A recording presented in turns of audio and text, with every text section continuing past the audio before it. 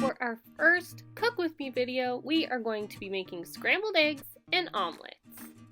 You will need a tablespoon of butter or butter substitute, a bowl, milk or milk substitute, a fork, a spatula, a frying pan, and 2 eggs. Let's get started by moving our frying pan to where we will need it for cooking, and that's on the stove, but we won't be turning on the stove just yet. We are going to start with our eggs, and this is a really cool part about cooking, is learning how to crack eggs. To do that, you're going to hit your egg on the counter, not too hard and not too soft. I did it a little too soft here, and you can see there's just a small crack, so I'm going to hit it one more time, and there you go. There's a big crack in my egg. Then I'll take both of my thumbs, poke into the egg, and pop it, and then pull the 2 sides of the shell apart. We're going to crack our other egg, pull it apart again, and plop it into the same bowl. Now, raw eggs can sometimes have bacteria in them, so we're going to clean up our shells and wash our hands before we keep going. Now let's take our milk or our milk substitute, and we're going to pour a little bit into our eggs.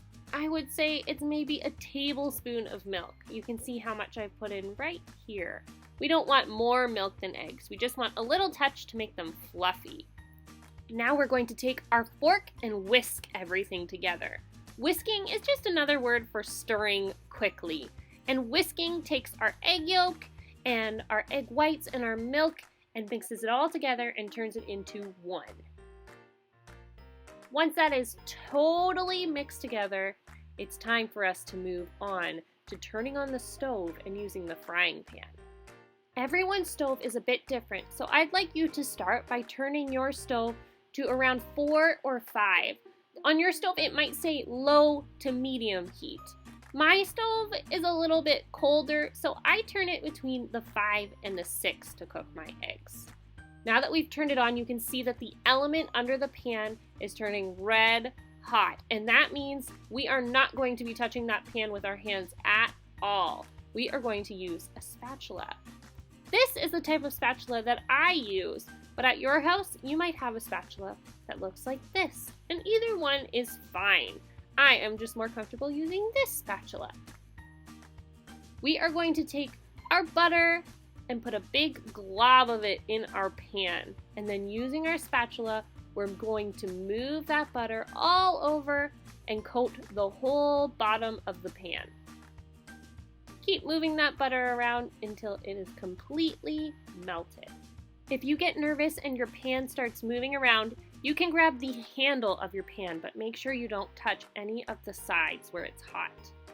Now that our butter's melted, we can pour in our scrambled eggs. 2 eggs is the perfect fit for this little pan. It covers the entire bottom of the pan. Now that your eggs are in the pan, you can use your spatula and pull the eggs towards you. Watch when I pull the eggs. They turn into little clumps of cooked scrambled eggs. Keep moving your eggs around, pulling and pushing them gently. And make sure you scrape the whole bottom of the pan so that you don't have any spots that are getting burnt. Once we're moving the eggs around, they're getting more and more cooked and turning solid instead of liquid. We want to make sure we keep moving the eggs around so no parts get burned and so that we cook any parts that are still slimy. Here's a close-up of my eggs. They're still a little bit slimy, so I think it's time that we try and flip them over. Hold on tight to the handle of your pan. Remember, the whole edge of this pan is burning hot, and I don't want you to get a burn. Hold on to the handle and use your spatula to pick up some little parts of the egg and give it a flip. It took me a few tries to flip over all of my eggs, but I got them all flipped over, and now take a look. There's no more slimy parts, and our eggs are done. If you like your eggs a little more brown, you can keep cooking them until there's some brown spots. Don't forget, once your eggs are how you like them, turn your stove off. We always want to be safe around our stove because we never want to accidentally get a burn. Now slide your pan over to the edge of your stove and put your plate right next to your pan. Using your spatula, scrape your eggs off of the pan and right onto your plate. You did it! Scrambled eggs.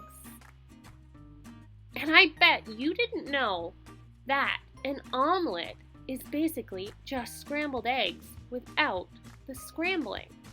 And here I'm going to show you how to turn your scrambled eggs into an omelet.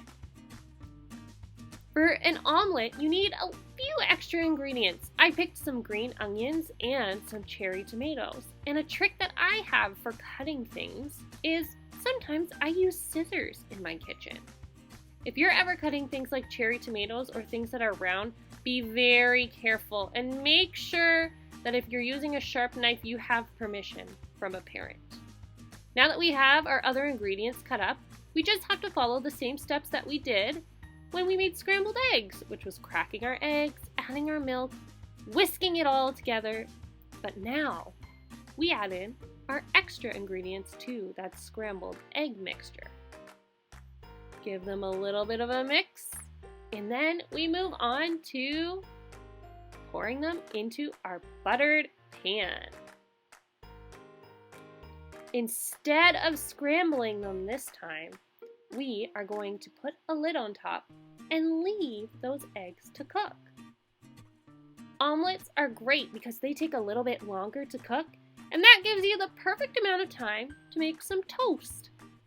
After a minute or two, lift up the lid on your omelet and you'll see it's almost completely cooked except for a little bit of yolk that's still slimy.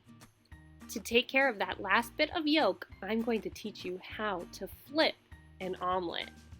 To flip an omelet, you need to make sure that it's not stuck to your pan at all. You'll be able to roll up the edge of your omelet, and when you shake your pan, it will flip-flop all around like it's about to slide out. Whoa, I almost lost mine. Now to flip it, you're going to take that lid that you were using before and slide your omelet out, almost like a pizza.